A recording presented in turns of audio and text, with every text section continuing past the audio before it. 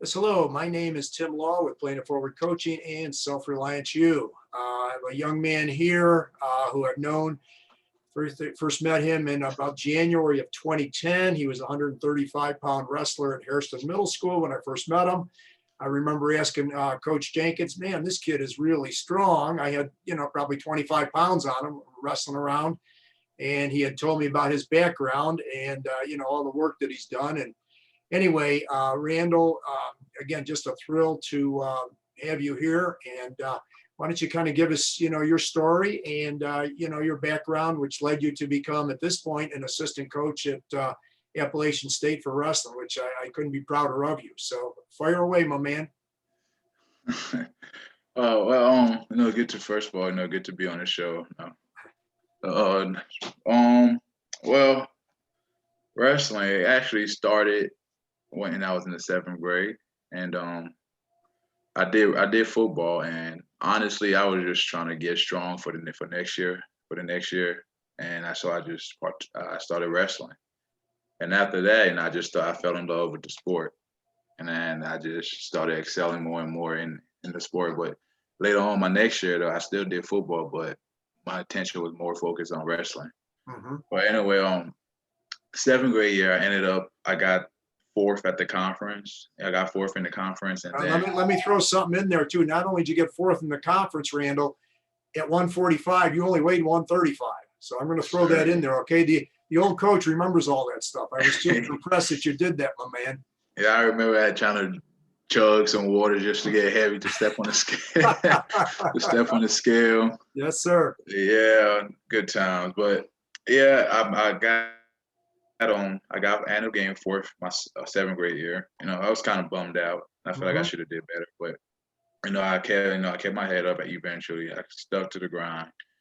I'll come next year, come my eighth grade year. I got fourth at the conference tournament, and that was my spark. Just to keep pushing me through that whole year. I know what I did last year. I know what I got to do this year, and I try to also go undefeated as well. Um, Ended up becoming a captain my eighth grade year.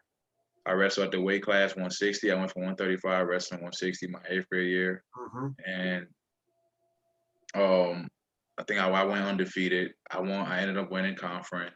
Yeah, I remember that. And what so impressed me, you went from wrestling weighing 135 up to 160, and obviously, just knowing your will to battle and everything like that. You always had that lion's heart, and that the idea that you're went up that much weight and yet won the conference was very, very impressive. I remember that because I came up to you afterwards because I was at Eastern Guilford at that point, and I remember picking you up, kind of celebrating with you when after you did that. It was a very proud moment, man. I was so proud of you. It was awesome. Sir, yes, sir. Yeah, that was after that, after winning the conference title, I just felt like a little monkey lifted off my back, weight lifted off my shoulders. Finally got that done. Got part of my goals completed at that point, but no, we still had the season going on. Mhm. So I ended up by the end of the season, I ended up going undefeated, and uh, by the end of the year, I won the conference, like I said, and then I was the MVP for the team. Mhm. And let me rewind back. Seventh grade, that's when you came, my seventh grade year, or was Yes, it that was it. Yeah. seventh grade year? Yeah. And I remember, it was different, seeing you there, and yeah, over time, I started bonding with you. You started teaching me stuff that I didn't know in sport. You just started opening more doors for me in the sport of wrestling, move wise, even just life wise as well, and after that, I was kind of bummed out at you. It was bittersweet, but I was bummed out that you had to leave. But at the end of the day, you got a better position, becoming a head coach at Eastern Guilford, but the next year, and wow, I was really happy that you were still around. Got to see you around. We wrestled Eastern Guilford at one point, and then I got to see you at the conference tournament. So I took that. I took that within. I took that to myself, and I just held it because the stuff that you have done for me in the past, and I was just happy to see you again, and I was just happy for you to be there too, to see me achieve the goal that that you knew that I had set at that point. Sure. Well, moving forward, eighth grade year, like I said, I won the conference, and at one time, my eighth grade year, Coach Crosby, the coach at Dudley High School at that time, came down to Hairston and he did a clinic. And Mhm. I saw after that, he brought some of his guys, and it was some advanced wrestling at that time for me, and I was like, huh, this is pretty cool. I kind of want to see how it is on the next level. So fast forward, I just started. I still kept my focus towards wrestling, but at the same time, I still try to do football and just to stay active. I was Sure. active back in the days, but yeah, I still did football and I wrestled. Freshman year in high school, I was weighing 170, 170. I was in the 70s. And the only spot that I could get in the lineup at was 195. Mhm. So I had to do the same thing I did my seventh grade year at conference. And I was eating, constantly drinking, just to keep my weight up there. Um, first match, first match in high school, I did my same setup that I used to win the conference title eighth grade year. Just to snap down his head, go to a double, boom, take him down, straight pin him. That was the fast for that was, I was pretty pumped, debuting in my college career. I mean, not college, my high school career with the pinning within a minute of the first period. But anyway, moving forward, I ended up going 35-9 that year, my freshman year, Wow. Wow. and Yeah, and up a weight class you really didn't belong in. yeah, Yeah, yeah, yeah, yeah. yeah. Um, I went 35-9. Qualify for regionals. I think I got four. No, I think I got fifth. I didn't place. I don't remember. I don't think I placed. I didn't place my freshman year at regionals. But coming to next year, I was starting to fill out the weight class 195 now. So I was in my upper 80s and my upper close to my Mhm. low 90s, and I was still able to eat though, and things like that. But I ended up, still wrestling at the weight class 195. I qualified for regionals that year. And I ended up getting fourth. First time qualifying for states. Mhm. Man, it was a. Now I was pumped, but I was just I kind of lost sight of my goals at that point because I was excited to just go. I qualified for states. Sure, sure. It's a big deal. Yeah. But the way I should have looked at it different, from a different perspective now that I'm looking back on it. But qualified for states. I was a little pumped for that, getting them extra workouts and getting ready for states. I can't exactly remember. I think I was in the 30s. My winning record was I thought I was in the 30s again, and with the same amount of non-loss again my sophomore year. And I didn't place at states. I went 1 and 2 at states that Mhm. year, and I went 1 and 2 at states that year. So come my junior year, Coach Crosby. Well, let me rewind that. Go back my sophomore year, right? So I Sure. placed. I didn't place at states, but Coach Crosby at the time he was battling cancer at the Yeah, time, and yeah, I remember. What a good man he was. the and he had a talk with me, and I just started buying into wrestling more, staying with the sport, start doing summer workouts with them, ended up going to open tournaments. Sophomore year, after he saw that I qualified for states and he saw what I did at states, he saw some more potential left in me. That's why he had that conversation with me to stay with the sport, just try to kind of do it a little bit year round.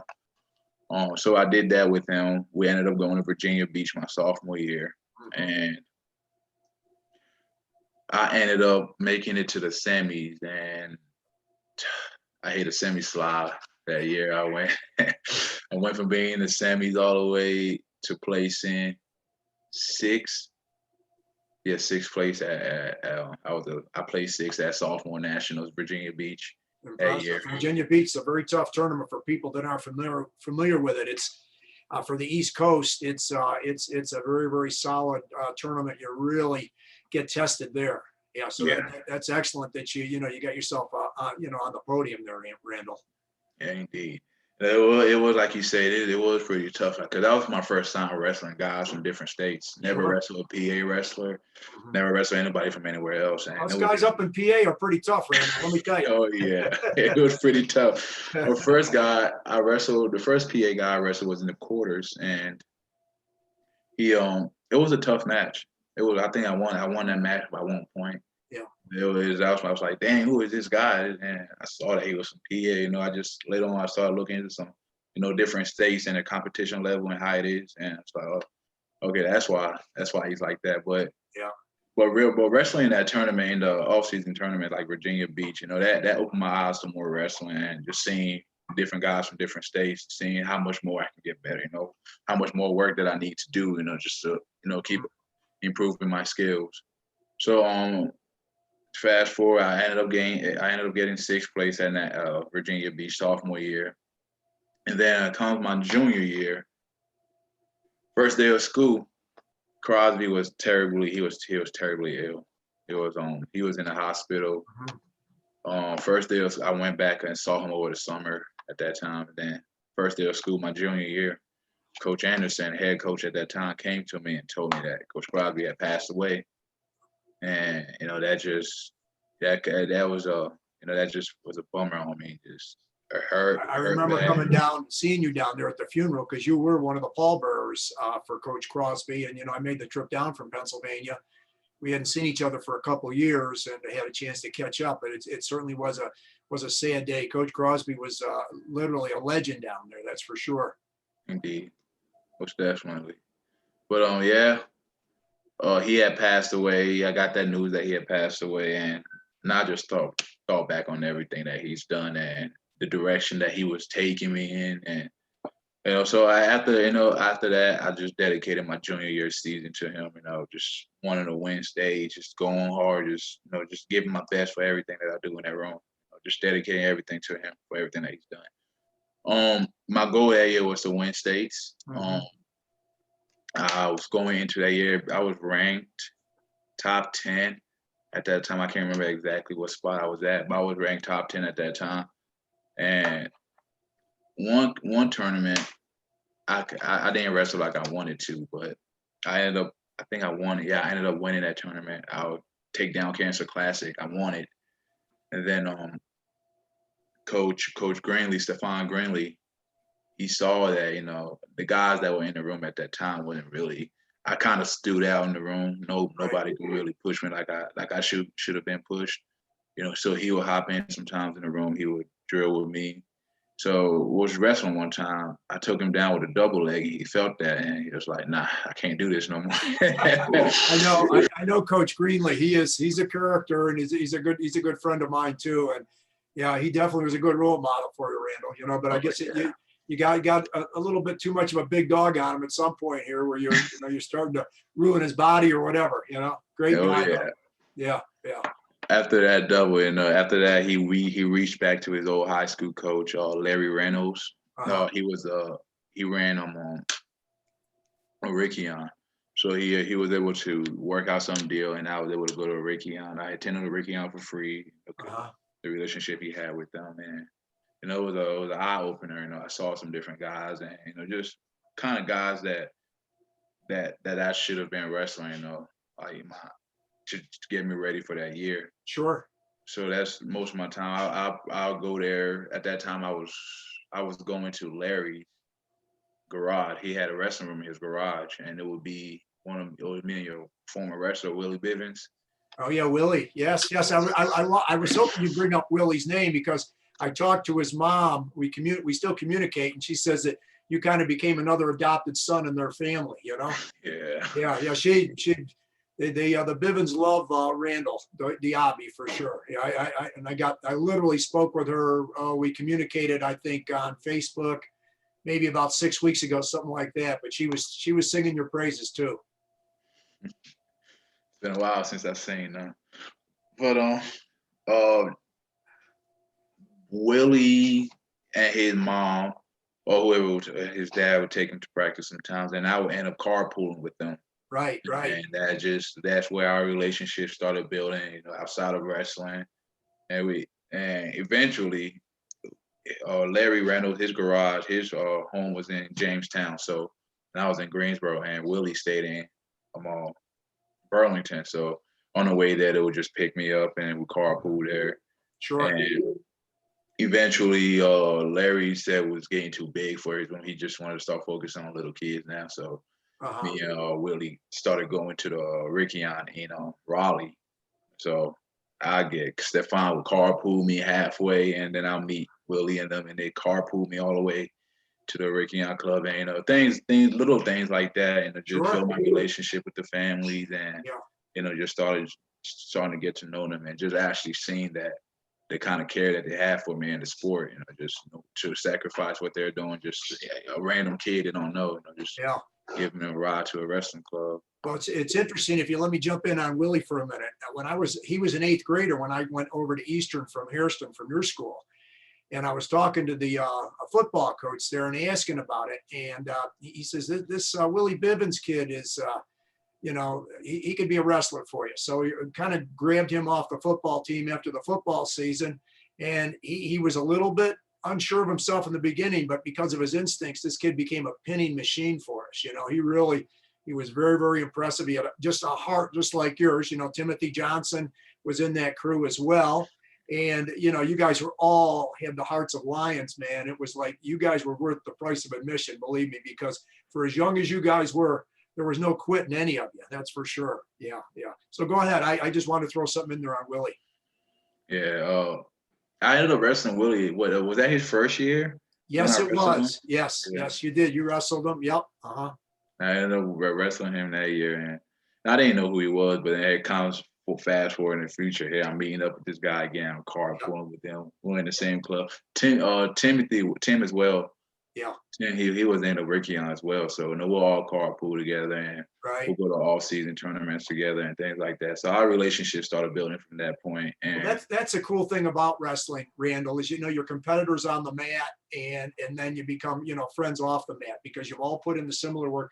It cuts through all demographic. It cuts through age and that type of thing. I've done the same thing as you've done, but many years before, obviously, so we always have that great bond because of, I just think it's the greatest, group in sport. I really do. Yeah, I do too. I definitely learned a lot from just partaking in wrestling. What are some of the life lessons, Randall? Okay, let me just kind of slide into those a little bit as far as what wrestling has taught you and the advice you might give to, people coming up, in the sport of wrestling or any sport for that matter, and then possibly going on doing it collegiately. What were some of the life lessons that the sport helped you with? Well, in the sport of wrestling, there's two aspects of it. There's a team aspect, and then there's yourself. And if you want to do your part on the team and help the team out, you have to take care of yourself. You have to do your job. And that's one thing I learned. Over the years, I've learned accountability, being responsible, and just owning up to everything that I do. Because in the sport of wrestling, your results show how hard you work with showing the mat. And I just kept that in my head. If I want to win, I know what I have to do. I have to go hard. I have to wrestle hard. I have to practice like I want to wrestle. And that's some things that I just started learning from that sport. The sport of wrestling, just how to be tough and just how to push through everything. And honestly, from wrestling, I feel like there's nothing harder than the sport of wrestling. And honestly, I think if anything else hit me that's supposed to be hard, I feel like I definitely be able to handle that, because the sport of wrestling, that's something that it definitely takes a toll on the mind. It definitely takes a toll on the body, but it's how you react to it. How do you take that? How do you bounce back from all that stuff? And I just learned how to be resilient and just just keep at it and just keep putting in the work. Just hard work. Hard work solves a lot of my problems. It solved a lot of my problems coming up, and it was the reason for why I was so successful. And just like I was saying, for the team aspect, just doing your part, like just being responsible, just doing your part. You want to help the team out, like I said. You just gotta go out there and win a match. Whatever you do in a match, you win. Your points contribute to the team. So if you want to help the team out, just go ahead and do what you do what you have to do. And in the room as well, just because if you're not a backup as well, you can just, if you're not a starter, if you're a backup, you just keep putting in the same effort. Because and one thing I also learned was that, anything can happen. Sure. Anything can happen in the sport of wrestling. That's why you got to be ready. You got to stay ready. And unfortunately, I wasn't like that. I was fortunate enough to make the starting lineup and the way things played out. But I seen some guys in the room that were not starters and just going hard, just giving it all they got. Eventually the time came up and it rose up to the occasion. That was because of all the hard work they've put in, Sure. Just putting in a sacrifice. Well, tell us about your senior year in high school, Randall. Senior year in high school, I ended up losing one match my senior year in high school. So my junior year, I ended up getting 5th at states that year. Semi-slide again. I made it all the way to the semis, and I was expected. I guess I was one of the guys that projected to win the weight class, but things didn't go my way. I ended up getting 5th. So, I still use that as fuel. I feel to, that promise that I made to Crosby that year, winning states for him that year. So, that still sparks some more fire into me coming into my senior year. Going into my senior year, I think I ended up becoming the number 1 ranked wrestler in my weight class. And I was just trying to I was still going to Rickion at that time, and then comes regional. No, not come regional. Come one tournament at Riverside. I wrestled this kid named Ross Arami. I think he was ranked 3. He was the 3rd ranked wrestler in my weight class at that time. I ended up meeting him in the finals, and I ended up losing to him that year. At that time, going into that match, I was undefeated, and I'll be honest, I was a little in over my head a little bit because I felt like I was at the top of my game. Can't nobody, just beat me, and I got in over my head a little bit in that match. He ended up beating me that year, first loss that year, and after that, I just looked at it as a wake up call, and went back to training harder than ever, and I just started pushing myself. Fast forward to conference. I ended up winning conference, and then fast forward to regionals. I ended up meeting Rod again in the finals at regionals. And I beat him that time. And then fast forward to states, same situation. I ended up meeting him in the state finals, and I beat him in the finals that year. And after that, I just started looking. After I won states, and I just started looking forward to college. Yeah. At that time, I was being recruited by John Mark Bentley in Appalachian State University. And after that, and I just did what I had to do. I still kept wrestling year round. I was still going to my club. I went to Disney duels. I did, Disney duels are real tough down there in Florida. Absolutely. Yeah, you get that's a different tournament. Yeah. Well, let me ask you this, Randall. With Appalachian State, because we're going to have to kind of keep it rolling here. But you were a 4-year starter at 197, isn't that correct? Yes, sir. Yeah. And I know you won the conference there. You qualified. How many different times did you qualify for the nationals out of the conference? I qualified twice. Twice. Okay. Yeah. My junior year, I got a at-large bid. Right. And that's how I ended up going. And then my senior year, I won conference. Right. So your whole step, coming up. And what's ironic, you started wrestling in 7th grade. There's some people you competed against that would have started even younger. Now, tell us about, briefly about, you got elevated to an assistant coach position there at Appalachian State. And so, what's your main role there? Well, pretty much I work out with the big guys and, just give guys in and outs about how it is to be a college athlete. Because pretty much in my upbringing here, my first 2 years here, we didn't have a coach, to wrestle with the big guys. The biggest guy we had at that time was probably, was Coach Bentley. He was Okay. probably weighing around 170 or 160. Yeah, yeah, Little ones that, and he has his limits to where you can't really wrestle everybody. sure. And come my junior year, I think we had, well, saw later on my sophomore year, we had an assistant coach named Ryan LeBlanc. He came in and he was probably weighing around 180 something as well.